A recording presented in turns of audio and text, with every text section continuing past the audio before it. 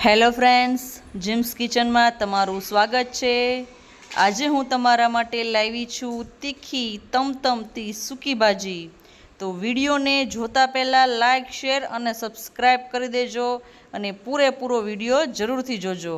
અહીંયા મેં 1 કિલો જેટલા બટેકાને સારી રીતે બાફી અને તેની છાલ ઉતારી લીધેલી છે અને સરસ મજાના નાના નાના એક જ સાઇઝના ટુકડા કરી લીધેલા છે।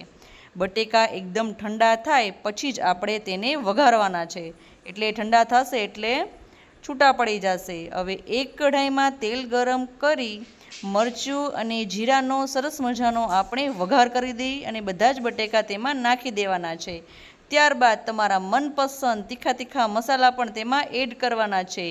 મરચું, મીઠું, હળદર, ધાણા જીરું વગેરે નાખી દેવાનું છે અને હવે સ્વાદ અનુસાર તમારે ખાંડ ઉમેરવાની છે અને ગળાશો એટલે 1 લીંબુ પણ આપણે તેમાં ઉમેરી દેવાનું છે। તમે જોઈ શકો છો બધો જ મસાલા મેં તેમાં ઉમેરી દીધેલા છે। હવે ચમચાની મદદથી સારી રીતે મસાલા અને બટેકાને આપણે મિક્સ કરવાનું છે, ત્યારે ગેસની ફ્લેમ એકદમ લો રાખવાની છે। તમે જોઈ શકો છો કલર પણ ખૂબ જ સરસ આવી ગયો છે।